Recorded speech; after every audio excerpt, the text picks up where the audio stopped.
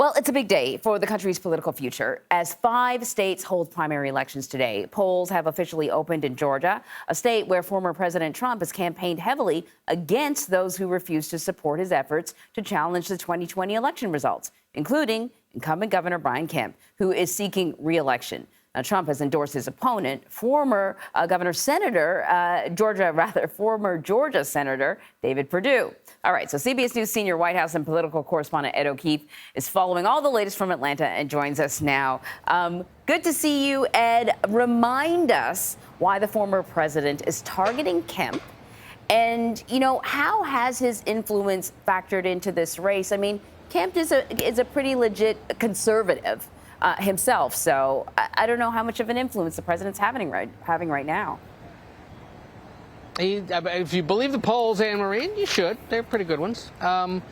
He doesn't have much influence on the governor's race because, as you said, the governor's a legit conservative in the eyes of most Republicans here. And they appreciate what he did to manage the state during the pandemic and allow the easing of the restrictions to happen earlier than many states across the country. They like the fact that the state economy continues to boom.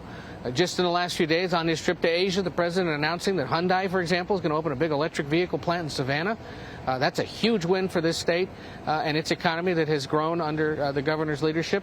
And at least in this Republican primary, there are Republicans who like that he stood up to the former president. Why is the former president picking a fight with him? Well, over what else but the 2020 election? Mr. Trump tried to get the governor and the Secretary of State here, Brad Raffensperger, to find about 12,000 votes. Send him over to the Trump column, help him win the Peach State and hold on to the White House. The governor, Secretary of State refused, saying no. The voters have spoken. Joe Biden won the state, and that's the way it is. Did it upset some Republicans in this state? Sure. Did it infuriate some Republicans across the country? Absolutely. Has it ticked off the former president? You betcha. And that's why he came down here, convinced the former Senator David Perdue, who lost a runoff, remember, the day before the January 6th insurrection, and had nothing better to do, I guess, than run for governor, to run for governor. But the polling shows that Governor Kemp's going to pull away with this thing tonight, well over the 50% runoff threshold. And it's a reminder that there are limits to the former president's appeal to Republican base voters, certainly when you've got a candidate in the mix who they like for other more substantive reasons. Oh gosh, there's so many things to ask you about. But, while the governor's race there and all the races in Georgia are certainly getting a lot of attention, there are other races happening around the country. What are some of the other big ones that you're watching? So we have Arkansas.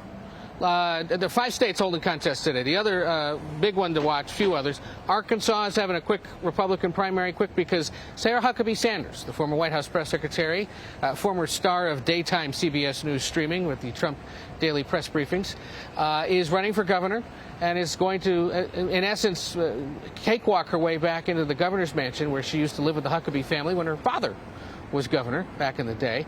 And then go to Texas. You've got a nasty runoff election there for Attorney General. George P. Bush, a familiar name, the nephew and grandson of the former President Bush, in this runoff race with Ken Paxton, who's the sitting Attorney General. Bush is currently the only office holder with Bush as a last name, and should he lose tonight, it could spell the end of that political dynasty. There are other primaries and runoffs in Texas, in Alabama, a quick one in Minnesota as well. But Georgia obviously getting most of the attention, again, because of the former president's engagement. The fact that former Vice President Mike Pence is at odds with the former president in the governor's race, endorsing Governor Kemp over Senator Perdue. Came down here last night to talk about it. And then, of course, there's the Senate race and others that the former president's been involved in. Right. Herschel Walker's former football player getting the backing of Trump, too. There's so much to talk about. I have no time, Ed, no time at all. So hopefully we can revisit this. Ed, thank you so much. We'll see you at 6 o'clock, actually, on Red and Blue. Thank you. Take care. Plus, we will have all the latest developments on today's results as they come in tonight with a special report at 8 Eastern. Our John Dickerson will be joined by correspondents across the country featuring some of the sharpest minds in politics.